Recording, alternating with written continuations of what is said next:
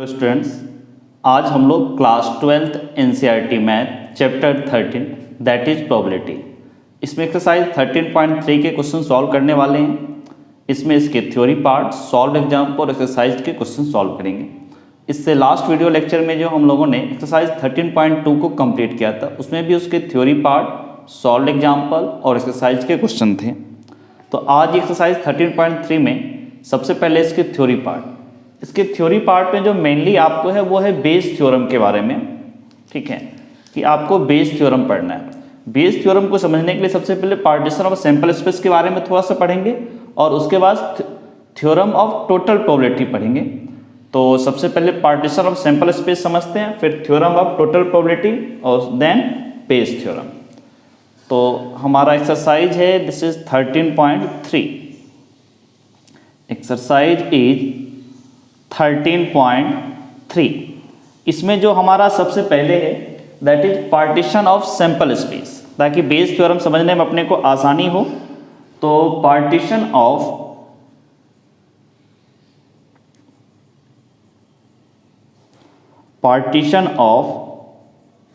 Sample space, partition of sample space, इसको पहले लिख लेते हैं ये होता क्या है। तो इसको ऐसे लिखो, the events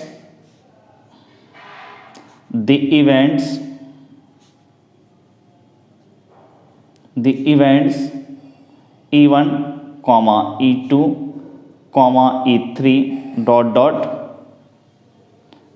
En represent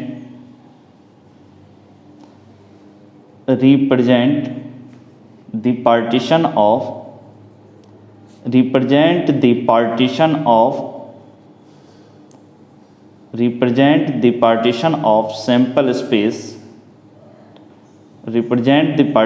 of sample space capital S।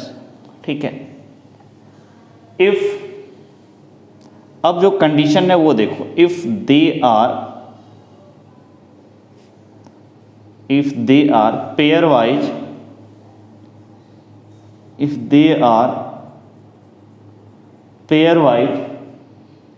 ठीक है, they are pairwise disjoint,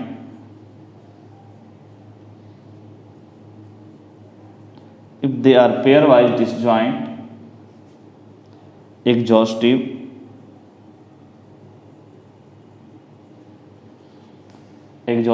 and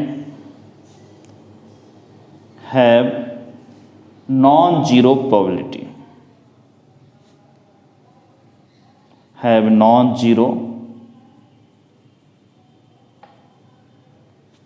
probabilities। अब इसका मतलब क्या हुआ, जरा इस चीज को ठीक से देखो। क्या बोला, the events E1, E2, E3 En represent the partition of sample space S if they are pairwise disjoint. क्या बोल रहा है, E1, E2, E3 En ये पार्टीशन ऑफ सैंपल स्पेस को रिप्रेजेंट करेगा अगर pairwise they are disjoint. Disjoint मतलब क्या हुआ कि इन लोगों में क्या हुआ, कोई कॉमन एलिमेंट नहीं होगा। E1, E2 में कोई कॉमन नहीं होगा, E2, E3 में कोई कॉमन नहीं होगा, E1, E3 में कोई कॉमन नहीं होगा। आप इसको ऐसे समझ लो कि ये कहना चाह रहा है EI intersection EJ equals to 5 for all I not equals to J।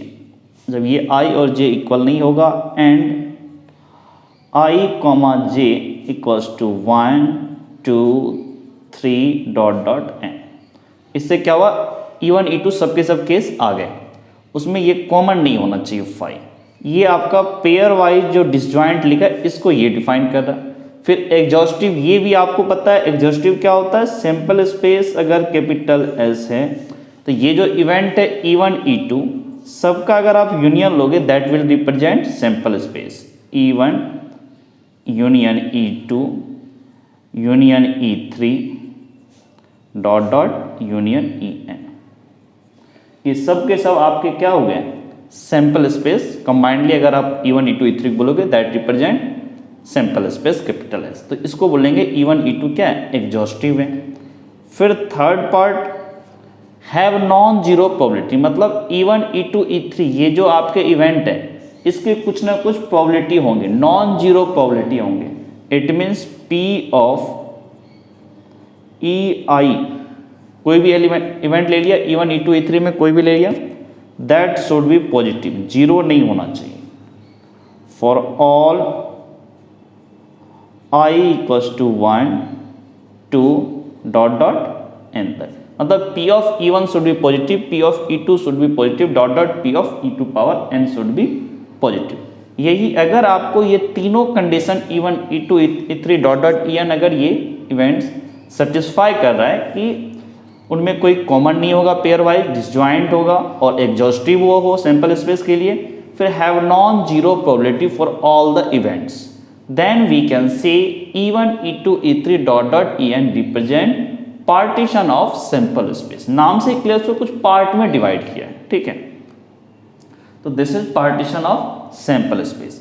एक चीज और इससे आपको क्लियर हो रहा होगा, partition of sample space unique नहीं होगा।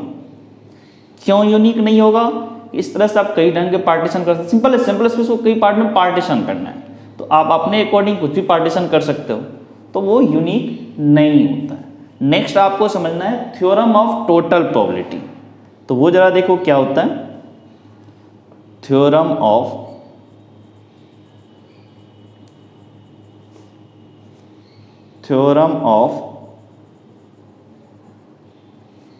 Total probability,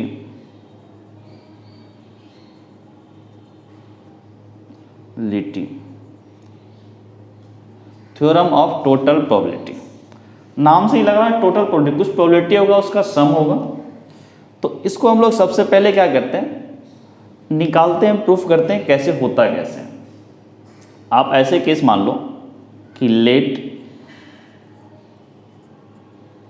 E1 E2 dot dot En represent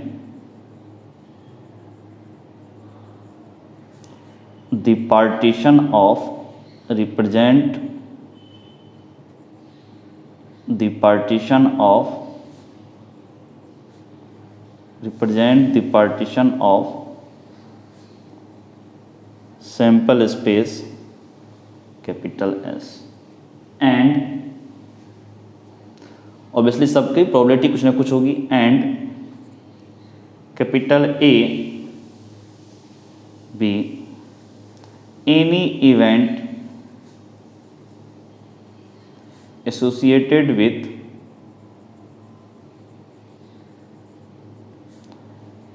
this sample space,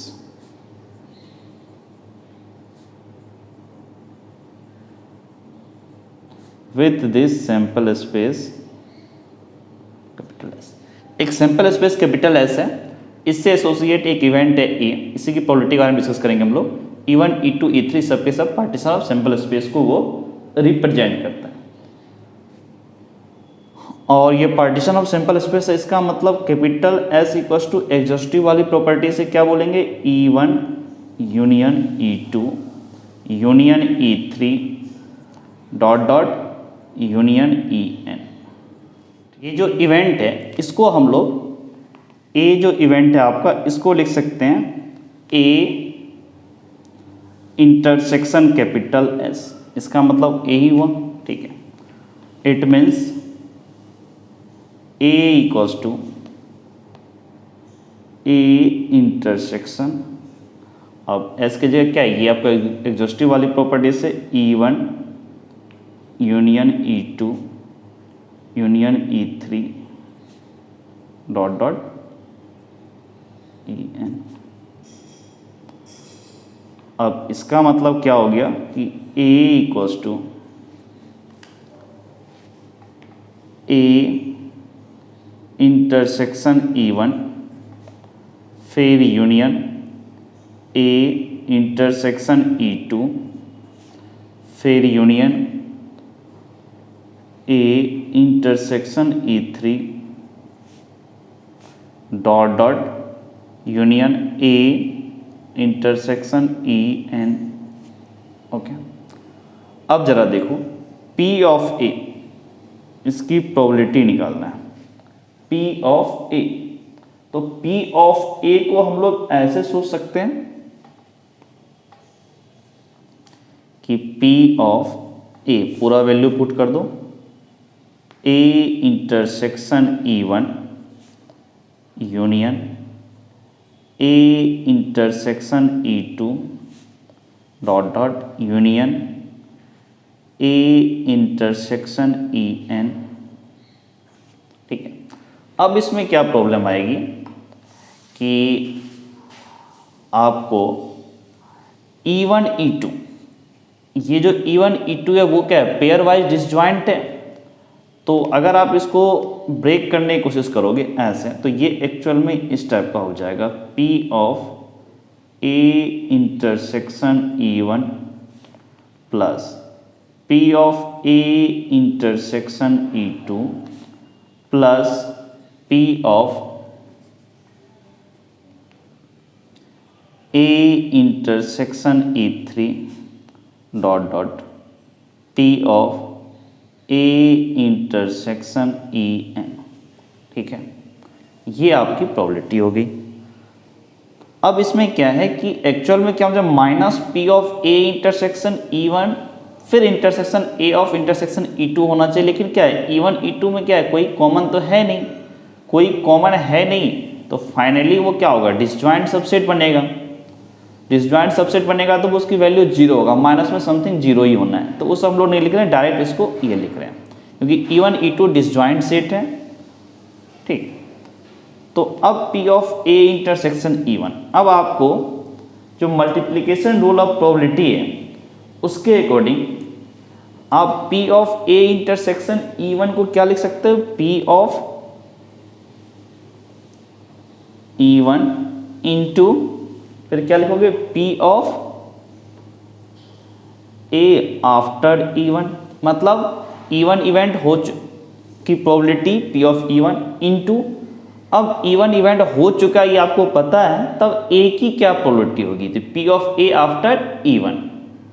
ठीक है, plus P of A intersection E2, ये क्या होगा, P of E2 into P of A after E2 plus P of E3 into P of A after E3 plus dot dot last वाला P of A intersection EN, this will B P of EN into P of A after EN। ये हो गया आपका P of A की value. इन सबको आप ऐसे एक लाइन में लिख सकते हो, P of A equals to summation of P of EI into P of A after EI, और I की वैल्यू आपकी 1 से लेकर के N तक वेरी करता है। ठीक है, और ये आपका क्या है, थ्योरम ऑफ टोटल प्रोबेबिलिटी। ये जो फॉर्मूला है this is called theorem of total probability, this is called theorem of total probability.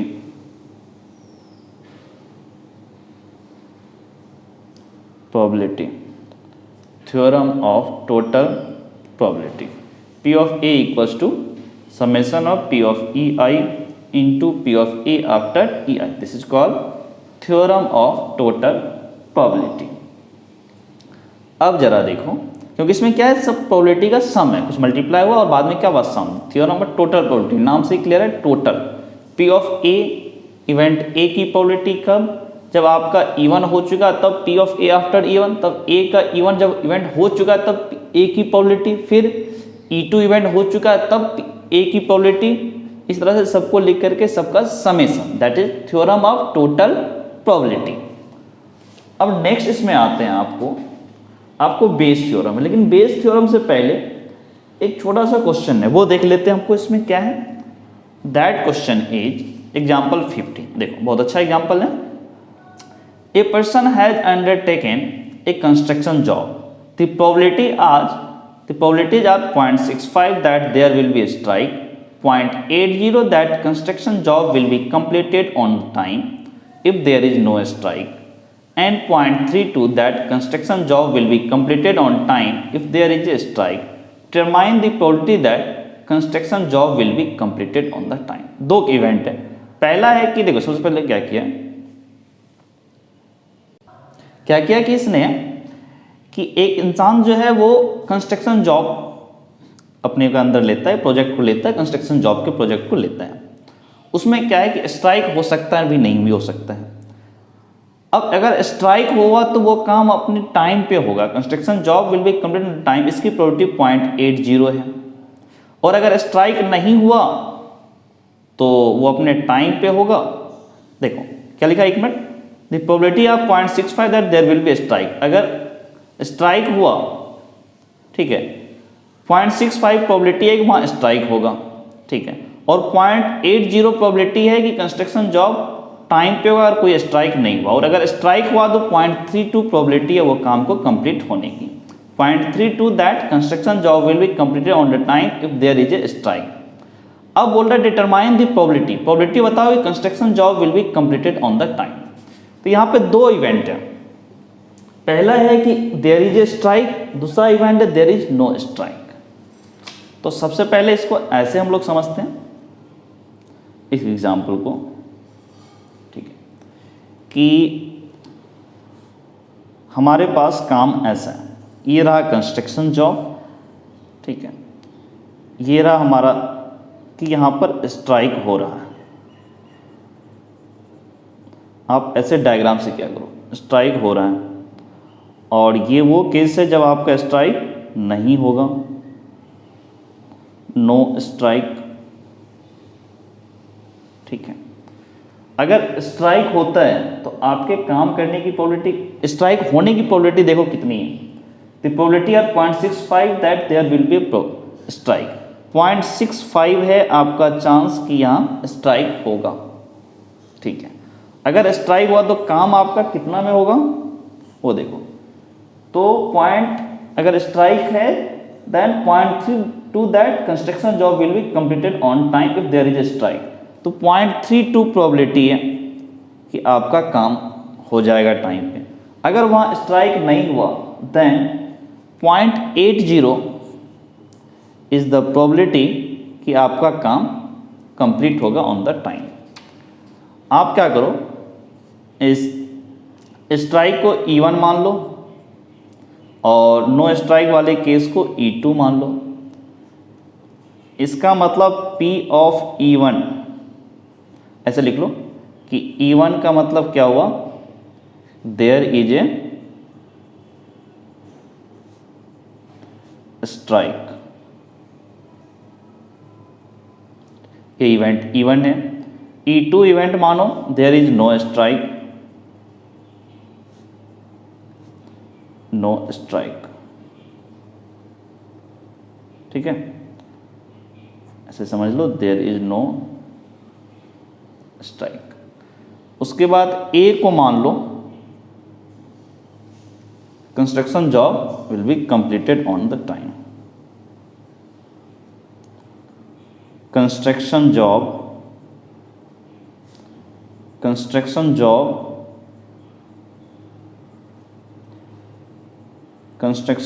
Will be completed on time. ये सब आपके इवेंट लेट, ठीक, आपने इतना एज्यूम कर लिया, ये इवेंट है हमारा। तो P ऑफ E1 स्ट्राइक होगा, इसकी प्रोबेबिलिटी कितनी है, 0.65। अब P ऑफ E2 स्ट्राइक होगा या स्ट्राइक नहीं होगा, it means 1 minus P of E1, तो 1 माइनस 0.65, दिस विल बी 0.35। अब आपको देखो, अगर स्ट्राइक है तो हमारा जो कंस्ट्रक्शन जॉब वाला इवेंट A है वो कब कंप्लीट होगा, 0.32 से। इसका मतलब P of A after E1, जब पता है कि देयर इज ए स्ट्राइक तो उसकी प्रोबेबिलिटी 0.32 है। And P of A after E2, जब आपको ये पता है कि देयर इज नो स्ट्राइक तो प्रोबेबिलिटी कितना 0.8, दिस इज 0.8। अब आप फॉर्मूला लगा दो, थ्योरम ऑफ टोटल प्रोबेबिलिटी का क्या है, P of A equals to P of E1 into P of A after E1 plus P of E2 into P of A after E2। P of E1 आपका कितना 0.65, this is 0.65 into P of A after E1 that is 0.32 plus P of E2 that is 0.35, 0.35 into P of A after E2 that is 0.8।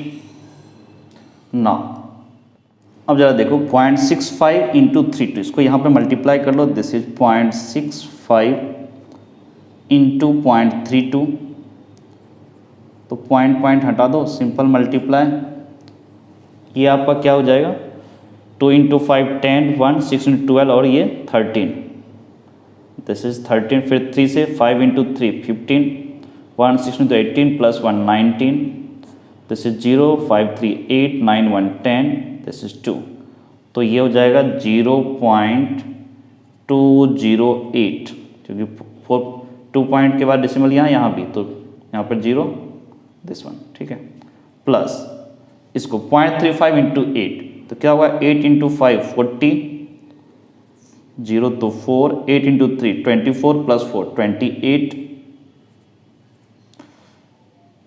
और यहाँ पर point, क्योंकि 2 digit यहाँ के पास point है और यहाँ पे 1 डिजिट के बाद, तो 3 डिजिट के बाद होगा, तो you can say this is 0.208 plus 0.28, तो ये कितना हो जाएगा जरा देखो 8 8 2 2 4, इट मीन दिस इज 0.488, तो टोटल प्रोबेबिलिटी कितनी होगी 0.488 की वो हमारा कंस्ट्रक्शन वाला काम होगा। अब नेक्स्ट आते हैं इसके बेस थ्योरम, ये एक क्वेश्चन था थ्योरम ऑफ टोटल प्रोबेबिलिटी पे, नेक्स्ट आपका बेस थ्योरम, ठीक है। बेस थ्योरम देखो क्या बोलते हैं, बेस थ्योरम अभी जो आपने पढ़ा था थ्योरम ऑफ टोटल प्रोबेबिलिटी और पार्टीशन ऑफ सैंपल स्पेस, उसी पे बेस्ड है बेस थ्योरम। बेस थ्योरम क्या कहते हैं, जो चीज़ हम लोग पहले पढ़े वो सब यहाँ पर लिख लेते हैं, let E1 E2 dot dot En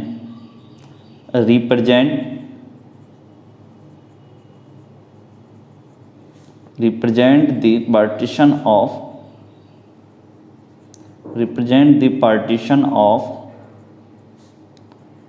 sample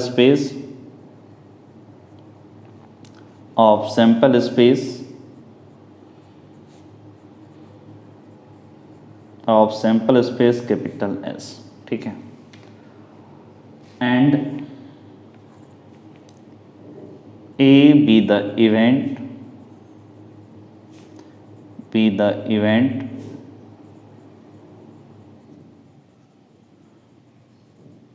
associated with sample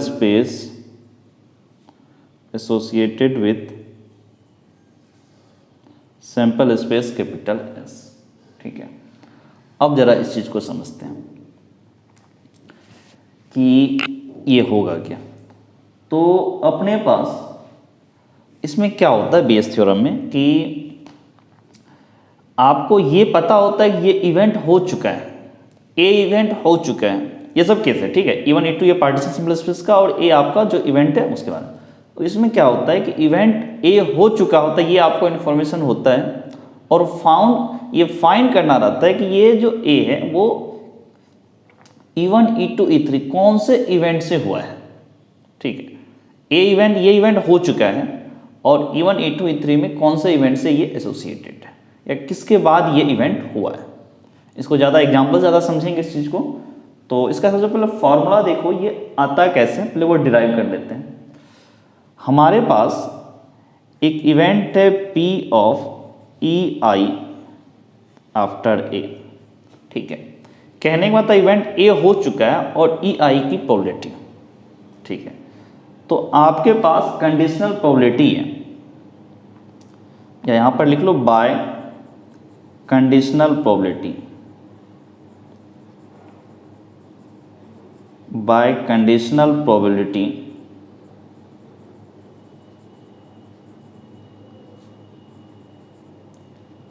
by conditional probability P of EI after A equals to, आप क्या बोलोगे, P of EI intersection A upon P of A, ठीक है, for I equals to 1 2 dot dot n, किसी भी E1 E2 E3 event के लिए applicable है। और P of A का आपको फॉर्मूला पता है, P ऑफ A का आपके पास क्या फॉर्मूला होता है, P of EI after A, this is P of EI intersection A। Theorem of total probability से P ऑफ A को आप क्या लिखोगे, summation of P of EI into P of A after EI, और I आपका 1 से लेकर के n तक वेरी कर रहा है। उसके बाद आप इसमें एक स्टेप और जाओ, P of EI after A, इसको मल्टीप्लिकेशन रूल ऑफ प्रोबेबिलिटी से आप क्या लिख सकते हो, P of EI into P of A after EI upon summation of P of A P of EI, यहाँ से उठा रहे हैं EI into P of A after EI, I आपका 1 से लेकर के n तक, ठीक है। ये हमने कैसे लिखा, ये मल्टीप्लिकेशन रूल ऑफ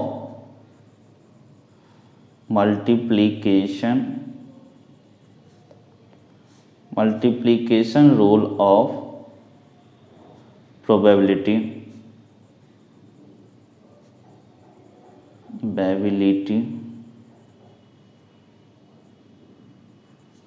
और यहां पर हमने कैसे लिखा, ये लिखा theorem of total probability, theorem of total probability.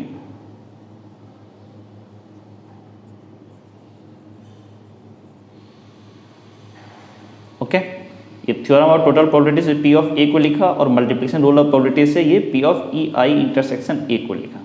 तो ये वाला जो फॉर्मूला है ना, इसको आपको लर्न करना है। क्या फॉर्मूला वो आपको बता देते हैं कि P of EI after A equals to P of EI into P of A after EI upon summation of P of EI into P of A after EI and I equals to 1 to n। ये formula को बोलते हैं हम लोग Bayes theorem, Bayes theorem THEOREM। This formula is known as Bayes theorem. आपको इसको याद रखना है, P of EI after A equals to P of EI into P of A after EI upon summation of P of EI into P of A after EI। आप इसको ऐसा समझ लो, ये तो P ऑफ A लिखा हुआ है, ये आपको निकालने आता है थ्योरम ऑफ टोटल प्रोबेबिलिटी से। और ये इसको लर्न करने का बेस्ट मेथड ऐसे है कि हम लोग क्या बोलते थे, P of EI after A, event A हो चुका है तब EI की प्रोबेबिलिटी, ठीक है। एग्जाम्पल ज़्यादा क्लियर होगा ये कंसेप्ट। तो ई आई आफ्टर ए है तो इधर होगा ए आफ्टर ई आई, और आफ्टर ई आई है तो मल्टीप्लिकेशन रूल से इंटू पी ऑफ ई आई होगा, बाकी पी ऑफ ए तो निकाल सकते हो। लर्न करने के लिए यहाँ ई आई आफ्टर ए है तो इसको ऐसे करना है, ए आफ्टर ई आई लिख लेना इधर, और आफ्टर ई आई है तो पी ऑफ ई आई होगा, क्योंकि मल्टीप्लिकेशन रूल ऑफ प्रोबेबिलिटी में जो आफ्टर में होता था वो मल्टीप्लाई करते थे, और अपॉन पी ऑफ ए है। एग्जाम्पल ज़्यादा क्लियर होगा, तो एक एग्जाम्पल देखते हैं क्या है। पहला एग्जाम्पल देखो, bag 1 contains 3 red and 4 black ball, while another bag 2 contains 5 red and 6 black ball. One ball is drawn at random from one of the bags and it is found to be red. Find the probability that it was drawn from the bag 2. देखो, bag 1 3 red है, 4 black ball है, दूसरा bag 2 है वो that contains 5 red and 6 black ball. One ball is drawn at random from one of the bag. दोनों bag में से एक बॉल को ड्रॉ किया गया, it is found to be red. आपको इवेंट पता चल गया कि उसका कलर रेड है। ए इवेंट जो हमने डिफाइन किया था दैट इज नोन कि दैट वो रेड है। फिर क्या बोला, find the probability that it was drawn from bag 2। अब बताना वो बैग 2 से निकाला गया, इसकी क्या प्रोबेबिलिटी होगी। तो इसको थोड़ा डायग्राम से समझते हैं। इस एग्जाम्पल में आपको क्या बोला है देखो, सबसे पहले हमारे पास 2 बैग हैं, ठीक है। इस बैग 1 में क्या बोला, 3 रेड है, 3 रेड है और 4 ब्लैक बॉल है, ओके। एंड सेकेंड जो बैग है उसमें क्या बोल रहा है कि you have 5 red ball, 5 red and 6 black ball, okay, ठीक है। ये इसने डिफाइन कर दिया, ये आपका फर्स्ट बैग है, ये सेकेंड बैग है। One ball is drawn at random from one of the bag, it is found to be red. आपको इवेंट भी पता चल गया क्या है, इससे निकालेंगे रेड होगा तो क्या होगा 3/7, ठीक है, टोटल 7 है और रेड 3 है। इसमें से अगर रेड बॉल निकालेंगे तो 5 होगा फेवरेबल और टोटल कितना हो गया 11, ओके। अब जरा देखो कि ये बैग पिक करें या ये बैग पिक करें, दोनों की प्रोबेबिलिटी 1/2 ही होगा। इसको हमने इवेंट E1 माना, बैग 1 से निकाला, इसको हमने इवेंट E2 माना, तो यहाँ पर लिख लो लेट E1। E1 को क्या डिफाइन कर रहा है इवेंट को, कि ball is drawn from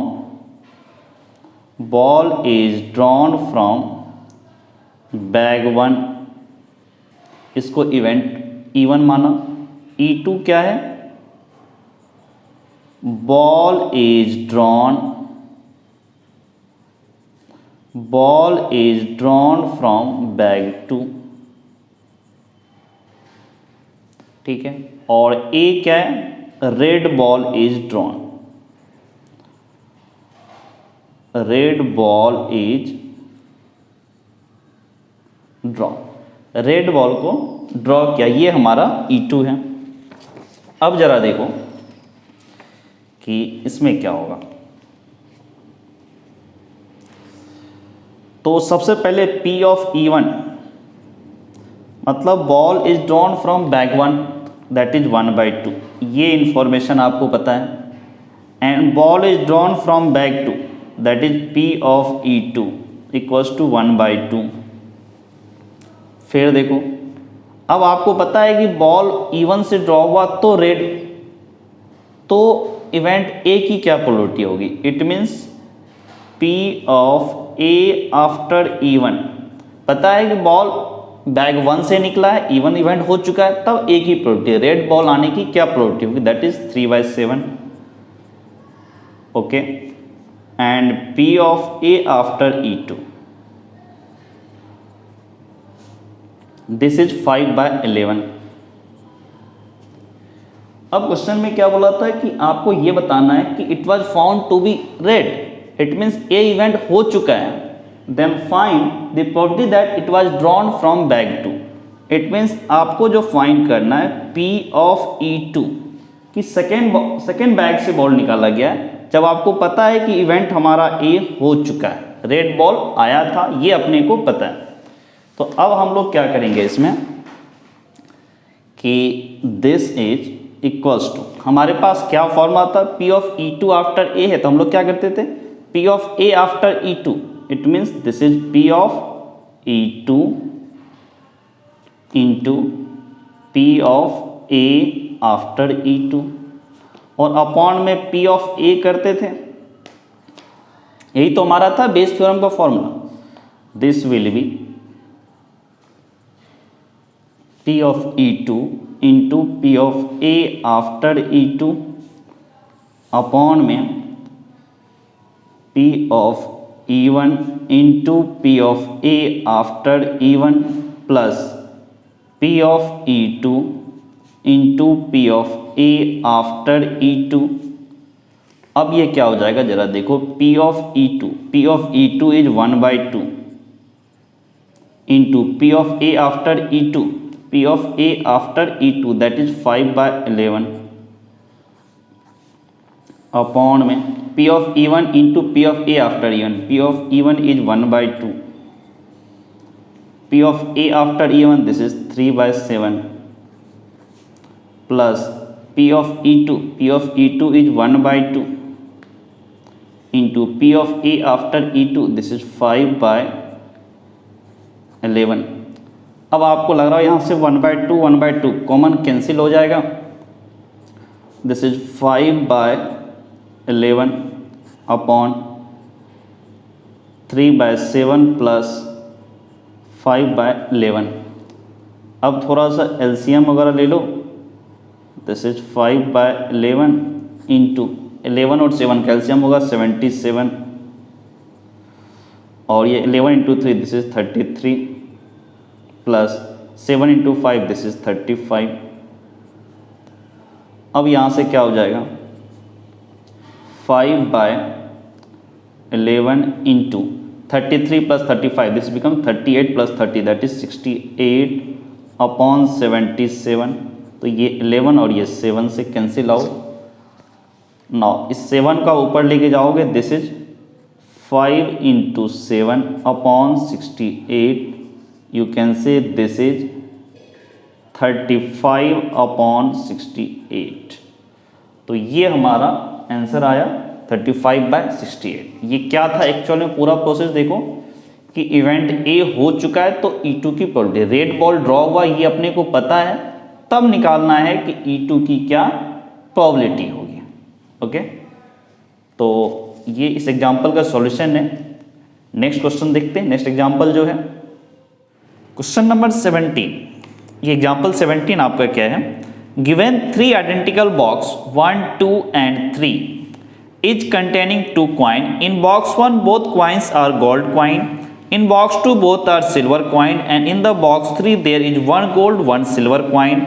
A person chooses a box at random and takes out a coin. If the coin is of gold, what is the probability that the other coin in the box is also a gold? First coin जो choose किया गया that is gold, second coin भी आपका gold हो, it means we have to choose box 1, क्योंकि box 1 में ही दोनों coin आपके गोल्ड कॉइन है। तो इस क्वेश्चन को थोड़ा डायग्राम से सॉल्व करने की कोशिश करते हैं पहले, तो ये क्वेश्चन काफी सिंपल हो जाएगा। सो फर्स्ट बॉक्स 1 में क्या बोला कि both coins are gold coin, it means 2G। Second coin जरा देखो, सॉरी सेकेंड बॉक्स देखो, इसमें क्या बोला कि बोथ आर सिल्वर। अब थर्ड बॉक्स की बात अगर करें, थर्ड बॉक्स में क्या बोल रहा है ये, 1 gold and 1 coin, 1 silver coin, 1G and 1 silver coin. ठीक है, अब गोल्ड कॉइन चूज करने की प्रोबेबिलिटी इसमें देखो कितना 1 होगा, क्योंकि गोल्ड दोनों गोल्ड है, इसमें गोल्ड है ही नहीं तो प्रोबेबिलिटी विल बी 0। इसमें गोल्ड की प्रोबेबिलिटी 1/2। ठीक है, अब ये जो फर्स्ट बॉक्स है इसको चूज करने को हम लोग बोल रहे हैं इवेंट E1, और सेकेंड बॉक्स को E2, थर्ड बॉक्स को E3। अब इसको हम लोग इस इवेंट को डिफाइन कर लेते हैं, लेट E1 को डिफाइन करो, event of choosing event of choosing box 1, event of choosing box 1, ठीक है। और E2 को क्या डिफाइन किया, event of choosing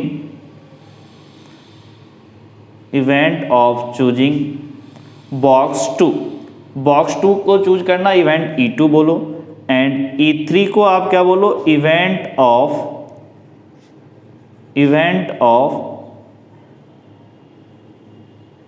of choosing box 3, ठीक है। और क्या बोला, if the coin is gold, ठीक है। और ए बोलो, इवेंट ए को डिफाइन करो, इवेंट ऑफ चूजिंग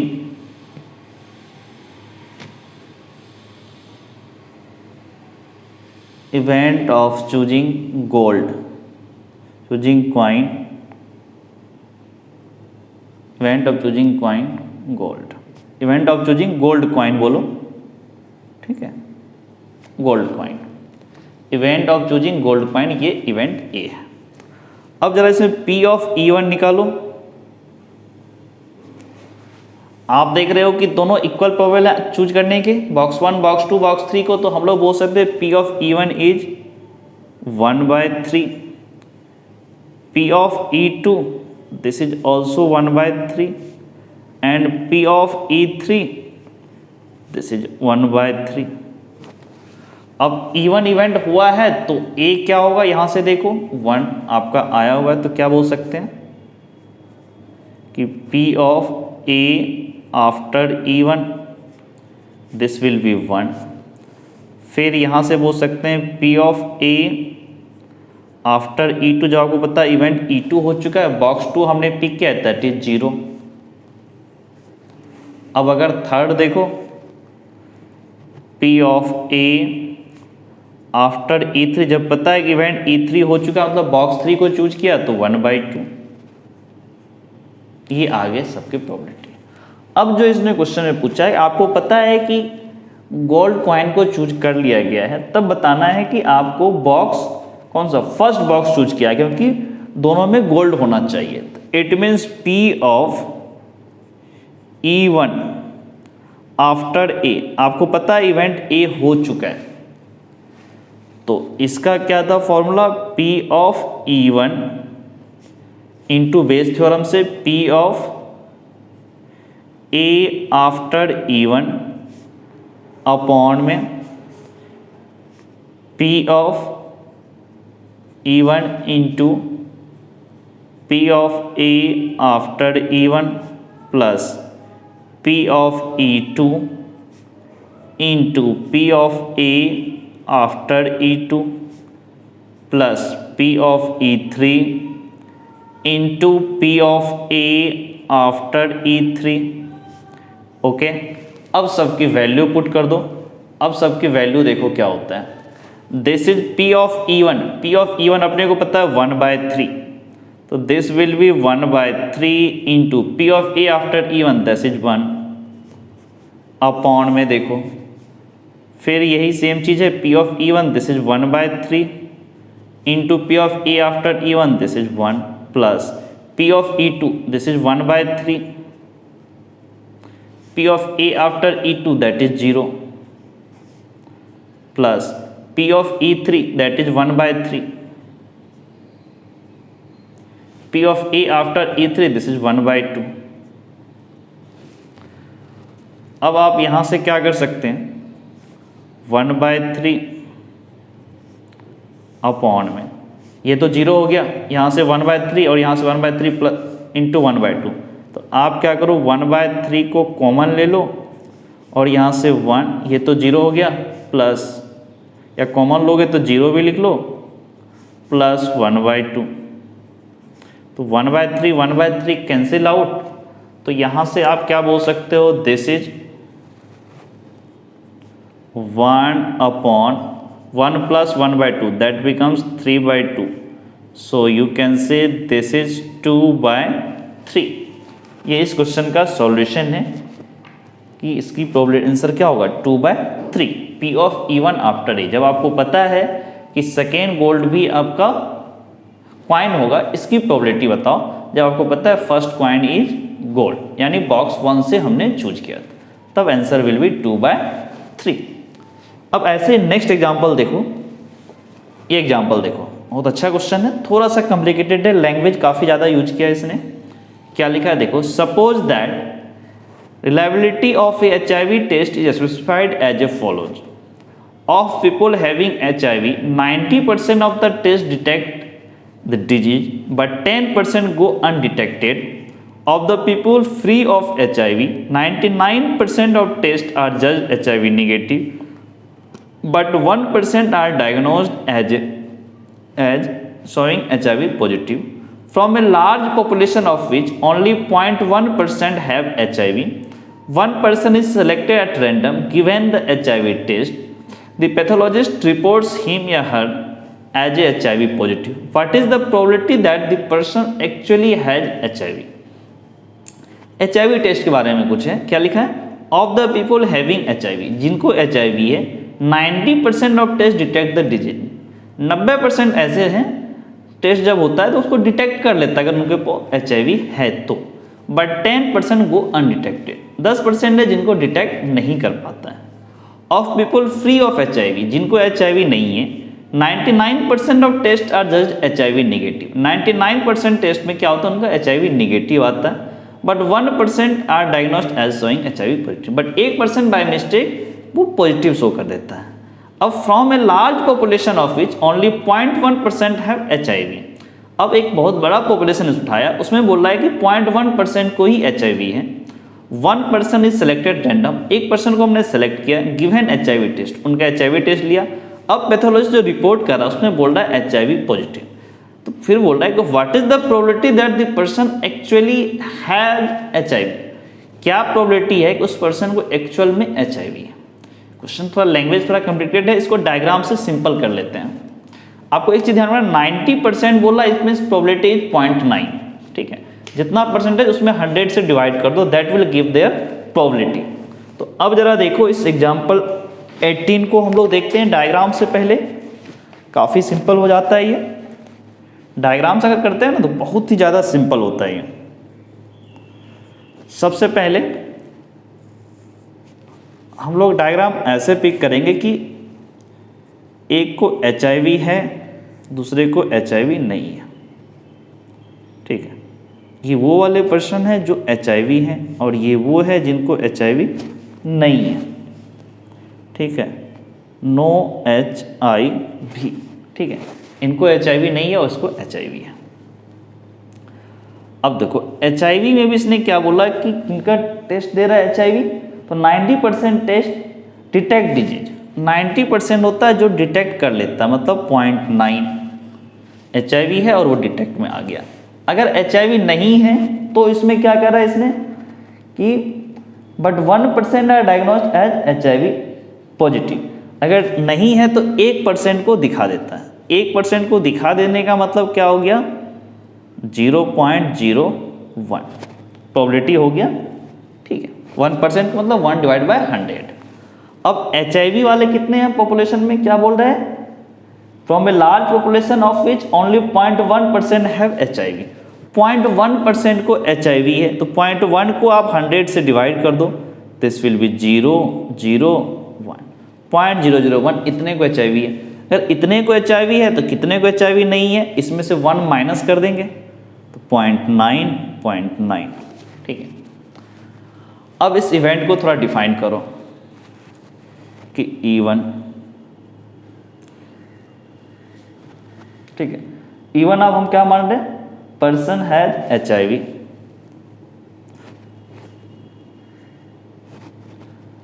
ऐसे मान लो कि चूजिंग HIV पॉजिटिव पर्सन, ऐसे मान लो E1 को मान लो आप ऐसे, चूजिंग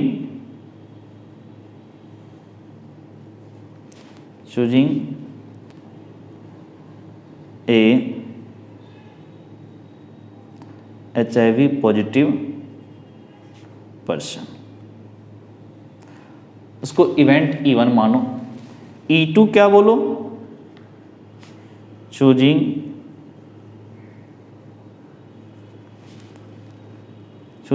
HIV फ्री पर्सन, ठीक है। और इवेंट A मानो किसको, कि रिपोर्ट में पॉजिटिव है, ठीक है। रिपोर्ट शो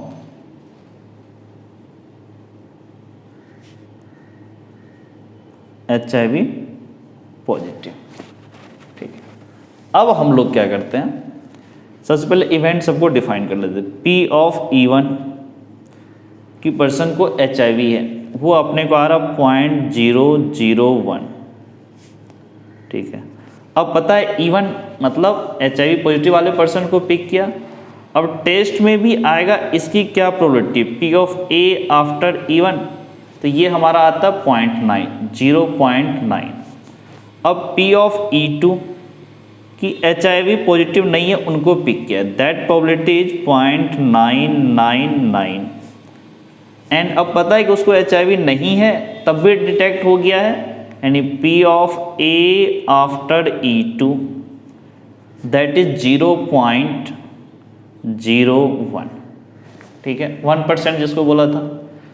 अब अपने को जो पूछा है कि एक्चुअली उसको HIV हो, इट मीन्स आपको पता है कि टेस्ट वो क्या दिया, दे चुका है कि उसको रिपोर्ट में आ गया है, ठीक है।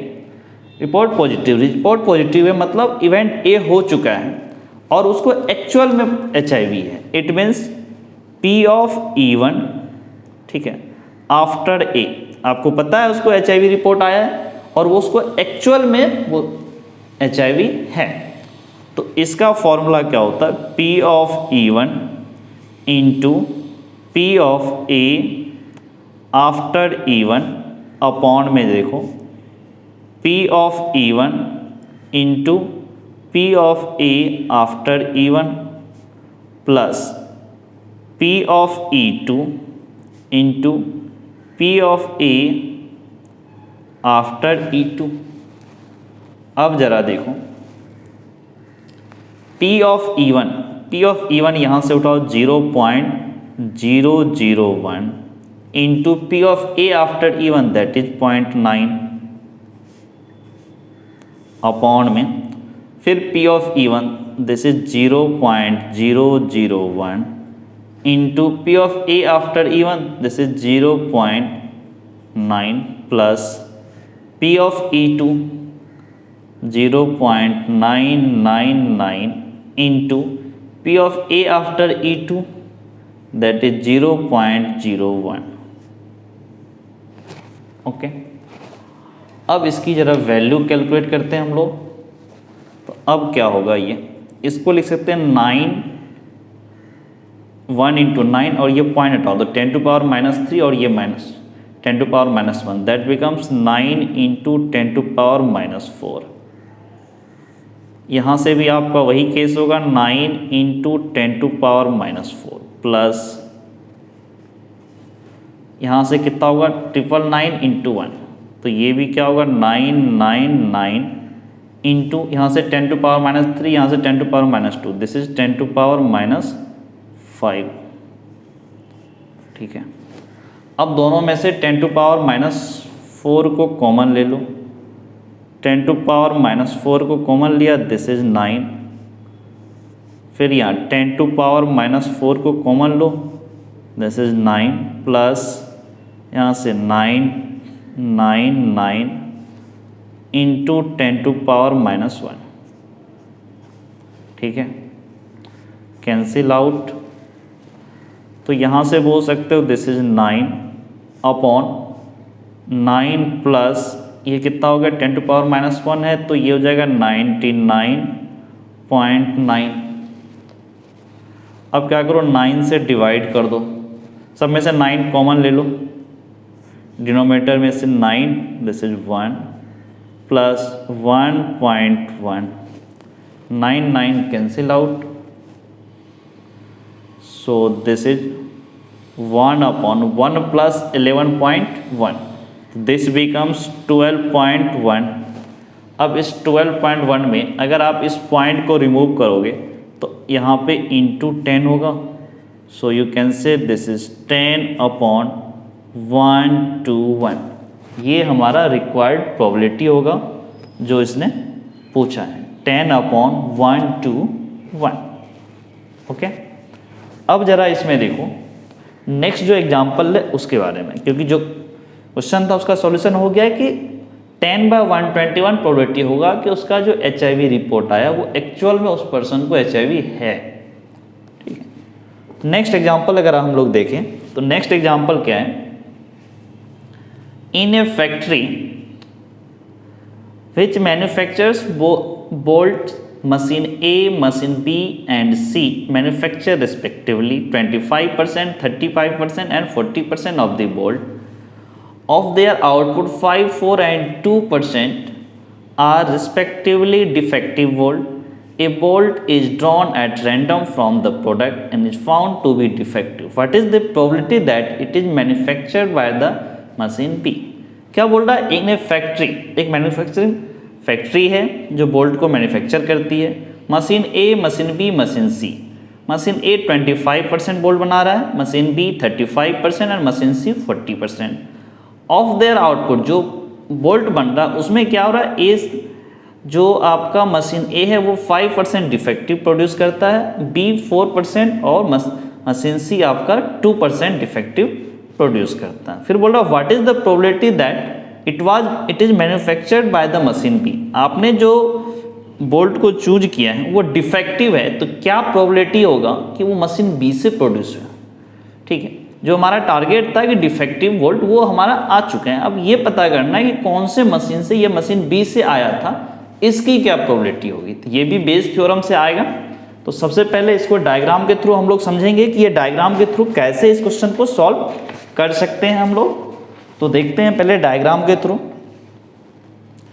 तो इस क्वेश्चन में सबसे पहले जो डायग्राम होना चाहिए वो हम लोग बनाते हैं। ABC 3 मशीन है। ठीक है, तो हमने यहाँ से 3 बॉक्स बनाए। ठीक है, ये मशीन A हो गया, ये हमारा मशीन B हो गया, ये हमारा मशीन C हो गया। ठीक है, अब ज़रा देखो machine A 25%, it means machine A का कितना 0.25 प्रोबेबिलिटी बनाया होगा उस बोल्ट को, और 35% B, इट मीन्स 0.35 प्रोबेबिलिटी है कि B मशीन प्रोड्यूस कर रहा है, एंड 40% इट मीन्स 0.4 प्रोबेबिलिटी है C से वो बोल्ट प्रोड्यूस हुआ होगा। अब ज़रा देखो अगर मशीन A से प्रोड्यूस हुआ तो बोल रहा 5% डिफेक्टिव होगा, तो 100 से डिवाइड कर दो, 0.05 होगा डिफेक्टिव होने की प्रोबेबिलिटी। और अगर B से हुआ तो कितना 4%, इट मीन्स 0.04। एंड अगर मशीन C से प्रोड्यूस हुआ तो इसकी प्रोबेबिलिटी 2%, दैट इज 0.02 हो गया। अब हम लोग इवेंट को डिसाइड कर लेते हैं। E1 क्या बोल रहा है, मशीन A, ठीक है, bolt is manufactured bye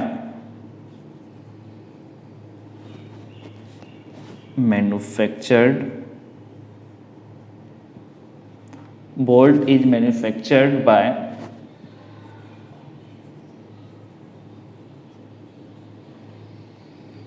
bye machine A। इसको E1 मानो, लेट। E2 क्या बोलो कि बोल्ट इज मैन्युफैक्चर्ड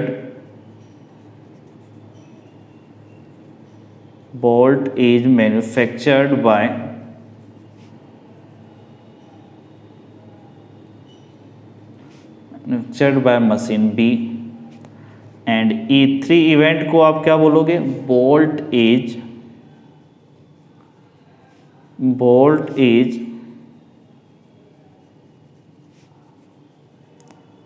मैन्युफैक्चर्ड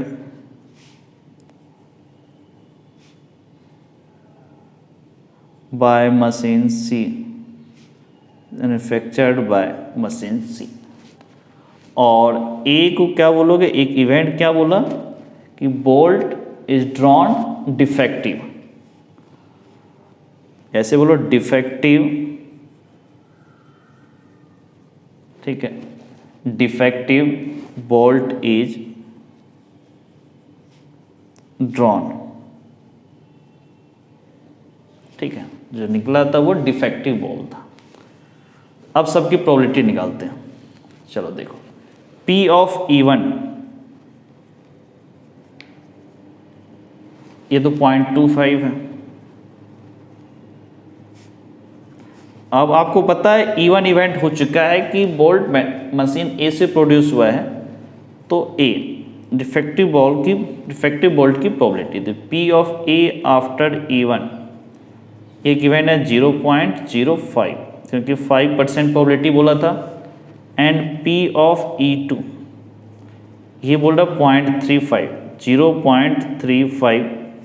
अब क्या है कि डिफेक्टिव बोल्ट अगर मशीन बी से, डिफेक्टिव बोल्ट और मशीन बी से प्रोड्यूस हुआ है, it means P of A after E2, तो ये 4% that is 0.04, and P of E3 की मशीन सी से प्रोड्यूस हुआ है that is 0.4, and P of A after E3 की मशीन सी से प्रोड्यूस हुआ है और डिफेक्टिव वोल्ट है, इसकी प्रोबेबिलिटी कितनी है 0.02। अब हम लोग इसमें बेस थ्योरम लगाते हैं। अब देखो बाय बेस थ्योरम हमारे पास क्या है, इसने किससे बोला पहले कि मशीन बी, आपको पता है कि इवेंट ए हो चुका है, मतलब डिफेक्टिव बोल्ट आ चुका है, तो वो मशीन बी से प्रोड्यूस हुई, it means P of E2, और आपको पता है कि इवेंट ए हो चुका है, ठीक है, तो ये क्या होगा P of E2 into P of A after E2 upon में फिर आपका क्या हो जाएगा P of A, that will be P of E1 into P of A after E1 plus P of E2 into P of A after E2 plus P of E3 into P of A after E3। अब सबकी value put कर दो, तो यहाँ से क्या आएगा, ये देखो P of E2 that is 0.35, 0.35 into P of A after E2 that is 0.04 upon P of E1 that is 0.25 into P of A after E1 that is 0.05 plus P of E2 that is 0.35 into P of A after E2 that is 0.04 plus P of E3 that is 0.4 into P of A after E3 that is 0.02, ठीक है। अब जरा देखो 35 into 4 कितना होता है 140, और अगर आप इस पॉइंट को कंसीडर थोड़ा सा करें तो कितना हो जाएगा 10, यहाँ 2 और यहाँ 2 यानी 10 टू पावर -4 है यहाँ पे। इसमें भी देखो 25 इंटू 5 दैट बिकम्स 125 इंटू ये भी यहाँ 2 यहाँ भी 2 10 टू पावर -4 प्लस यहाँ पर देखो 0.35 इंटू 4 ये कितना हो जाएगा 140 इंटू 10 टू पावर -4 प्लस यहाँ भी 4 इंटू 2 दैट बिकम्स 8, फिर वहाँ से 10 टू पावर -1 यहाँ से 10 to power -2 that becomes 10 to power -3। अब एक काम करते हैं, न्यूमरेटर में भी 10 टू पावर -4 को बाहर करते हैं, डिनोमिनेटर में भी 10 टू पावर -4 को कॉमन लेंगे इंटू 140, तो यहाँ से क्या हो जाएगा 10 to power -4, this is 125 plus यहाँ से 140, फिर यहाँ से 10 टू पावर -4 का मतलब क्या हो गया, 10 से मल्टीप्लाई करो डिवाइड करो, this will be 80 into 10 to power -4, common लिए कैंसिल आउट।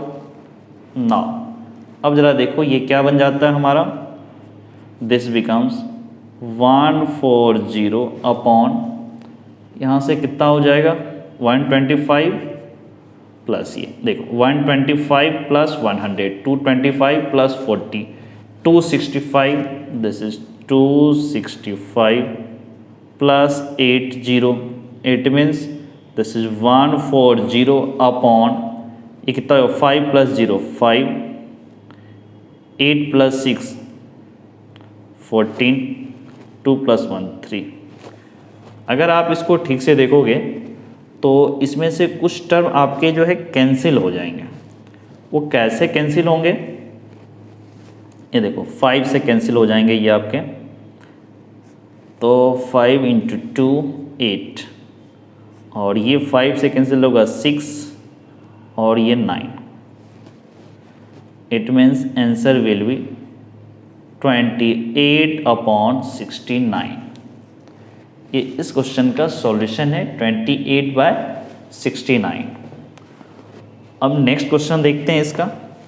अगला क्वेश्चन क्या है देखो, next question is a man is known to speak truth 3 out of 4 times, ठीक है, he throw a die and report that it is a 6, find the probability that it is actually a 6। क्या बोल रहा है, एक इंसान जो है वो 3 आउट ऑफ 4 मतलब 75% चांस है वो ट्रू बोलता है, मतलब 0.75 प्रोबेबिलिटी है कि वो ट्रू बोलता है, और 0.25 प्रोबेबिलिटी है या फिर 25% प्रोबेबिलिटी है वो इंसान झूठ बोल रहा है।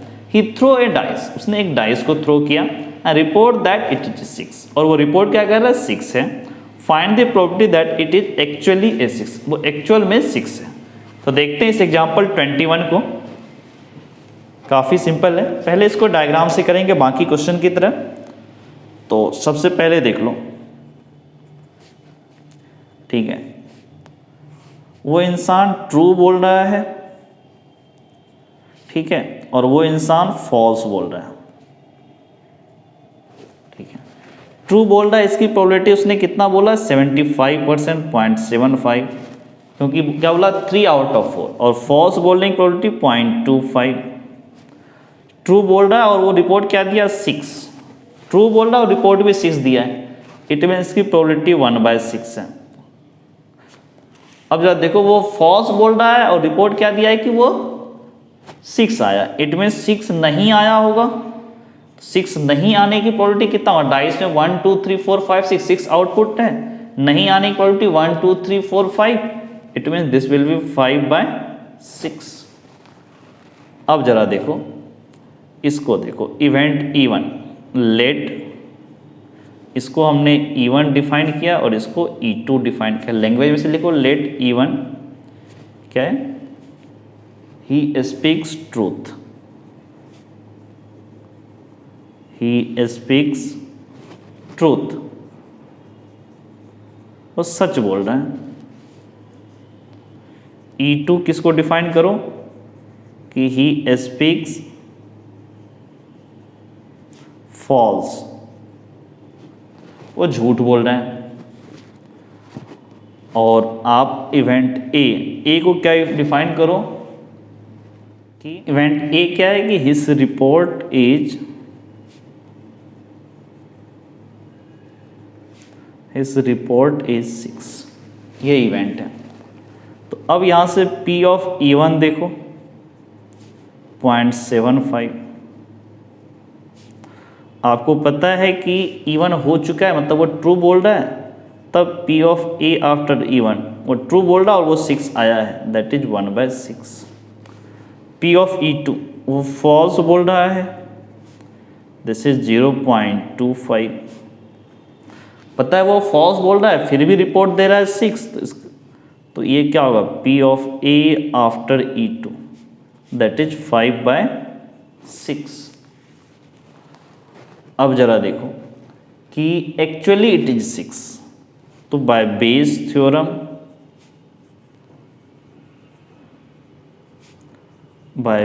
थ्योरम, आप क्या बोलोगे, P ऑफ, आपका इसने क्या बोला, it is actually a 6, report हो चुका है, ठीक है, और वो एक्चुअल में यानी इवन इवेंट की प्रोबेबिलिटी, जब आपको पता है कि ए इवेंट हो चुका है, तो this will B P of E1 into P of A after E1, फिर अपॉन में P of E1 into P of A after E1 plus P of E2 into P of A after E2। अब जरा देखो, P of E1 0.75, P of A after E1 this is 1/6 upon P of E1 that is 0.75 into 1/6, फिर P of E2 that is 0.25 into P of A after E2 this is 5/6। एक काम कर सकते हो, सब में से 1/6 को कॉमन ले लो,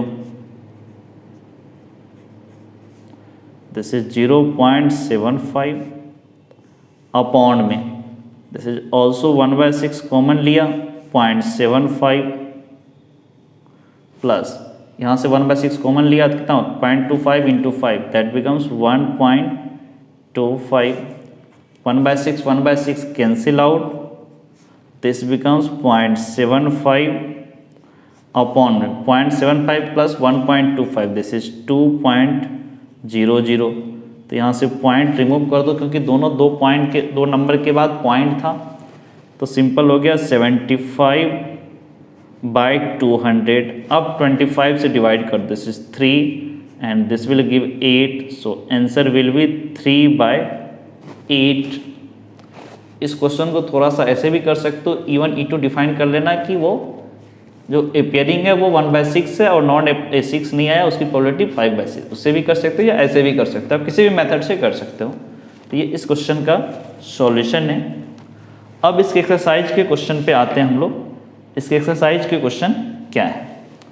so first question is an earn contains 5 red and 5 black ball. A ball is drawn at random and its color is noted and is returned to the urn. Moreover, 2 additional balls of the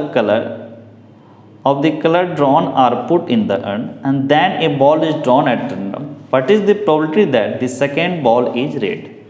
अब इसने क्या बोला है कि एक earn है जो contain कर रहा 5 रेड 5 ब्लैक बॉल को। अब क्या बोला, a ball is drawn at random, एक बॉल को हमने ड्रॉ किया and its colour is noted and return to the urn. उस बॉल का कलर को हमने नोट डाउन किया फिर वापस रख दिया उसमें। Moreover 2 additional ball of the colour drawn are put in the urn, जो कलर हमारा आया था बॉल में उस कलर वाले 2 बॉल को फिर दो एडिशनल बॉल को उसमें उस अर्न में हमने रख दिया। फिर then a ball is drawn at random, फिर रैंडमली एक बॉल को हमने पिक किया। What is the probability that the second ball is also a red? तो इस क्वेश्चन को भी, ये एक्सरसाइज 13.3 का फर्स्ट क्वेश्चन है, इसको भी हम लोग डायग्राम से सॉल्व करने की कोशिश करेंगे, काफ़ी सिंपल होगा वो। तो यहाँ से आपके एक्सरसाइज के क्वेश्चन स्टार्ट हुए। Exercise 13.3 and the first question देखो, इसने क्या बोला कि 5 रेड और 5 ब्लैक बॉल है, ठीक है। सबसे पहले ये काम करो कि ये मान के चलो कि उसने जो सबसे पहला बॉल जो ड्रॉ किया, ठीक है, वो रेड कलर का था, ठीक है, रेड बॉल हमने ड्रॉ किया। दूसरा इवेंट ये हो सकता है कि फर्स्ट बॉल जो ड्रॉन था वो हमारा ब्लैक बॉल था, ठीक है। अब जरा तो अगर रेड बॉल था तो 2 रेड बॉल हमने इसमें पुट किया होगा। पहले देखो कितने थे, 5 रेड 5 ब्लैक बॉल, ठीक है। अगर आपने 2 एक्स्ट्रा रेड दिए होंगे तो 7 रेड हो जाएंगे और 5 ब्लैक बॉल हो जाएगा।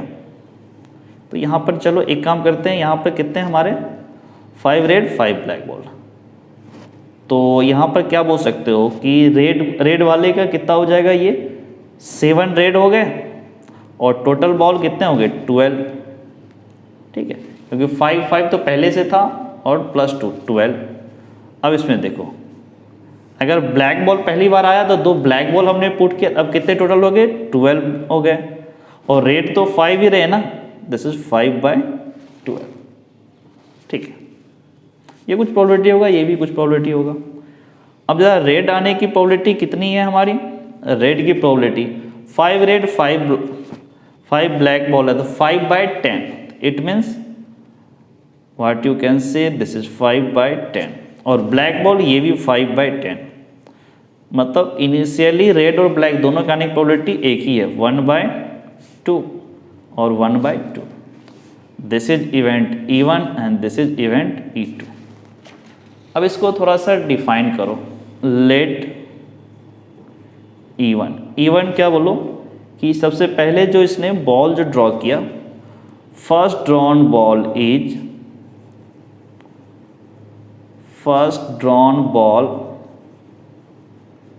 इज रेड, और E2 क्या बोलो, फर्स्ट ड्रॉन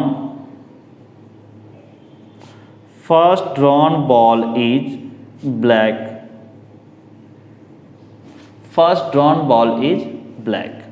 और इवेंट ए क्या बोलो, the probability that second ball is drawn red, second drawn ball is red। ये हमने इवेंट मान लिया।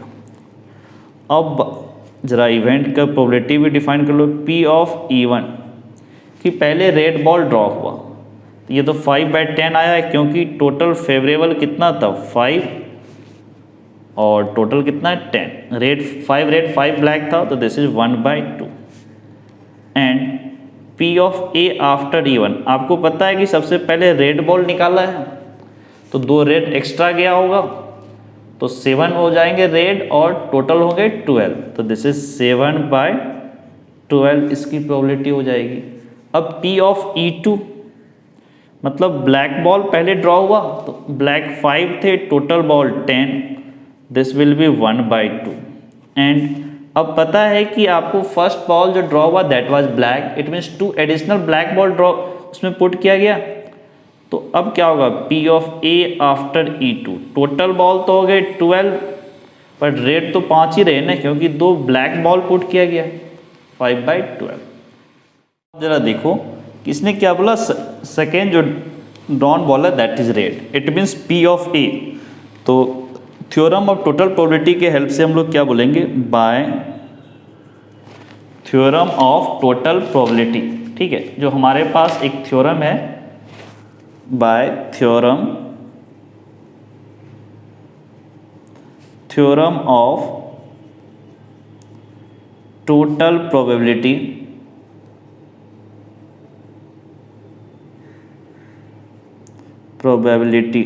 ठीक है। इसके अकॉर्डिंग क्या होता है, P of A equals to P of E1 into P of A after E1 plus P of E2 into P of A after E2। अब P of E1 this is 1/2, P of A after E1 that is 7/12 plus P of E2 that is 1/2 into P of A after E2 that is 5/12। अब यहाँ से अगर आप देखोगे तो ये क्या है, 1/2 को कॉमन ले लो, दिस इज 7/12 प्लस 5/12, तो यहाँ से क्या हो जाएगा 1/2, एलसीएम लोगे तो 12, 7 प्लस 5 ये भी 12, तो तो this is 1/2 into 12 divide by 12 1, answer will be 1/2। मतलब सेकेंड जो रेड बॉल आया था उसके भी आने की प्रोबेबिलिटी आपकी कितनी हो जाएगी 1/2। तो ये क्वेश्चन नंबर 1 एक्सरसाइज 13.3 का फर्स्ट क्वेश्चन का ये सॉल्यूशन था, आंसर इज 1/2। अब जरा इसके सेकेंड क्वेश्चन को देखो।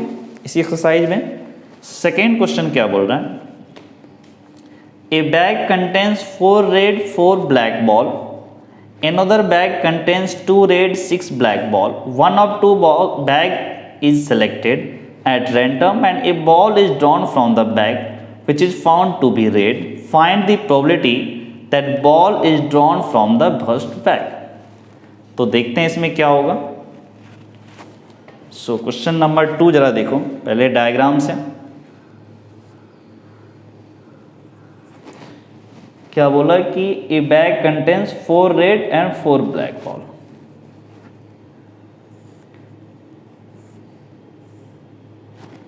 ये बैग क्या कंटेंट कर रहा, 4 रेड एंड 4 ब्लैक बॉल, और दूसरा बैग का क्या कंडीशन है, उसमें 2 रेड और 6 ब्लैक बॉल है। ठीक है, अब जरा देखो, a bag contains 4 red 4 black ball, another bag contains 2 red and 6 black ball, one of two bags is selected random and ball is drawn from the bag which is found to be red. अब red ball की कितनी probability, अगर इससे pick किया गया है तो red कितने, 4 red 4 black, it means 4/8 total, that will be 1/2। और यहाँ से भी रेड के कितने 2/8, 2 रेड है और total 6 + 2 8, it mean this is 1/4। और इसको हमने E1 माना और इसको हमने E2 माना, और दोनों बैग आइडेंटिकल है तो दोनों की प्रोबेबिलिटी 1/2। अब इसको लैंग्वेज में लिख लो, लेट E1 ऐसे लिखो कि ball is drawn from bag 1, ball is drawn from first bag, ऐसे लिखो, ball is drawn from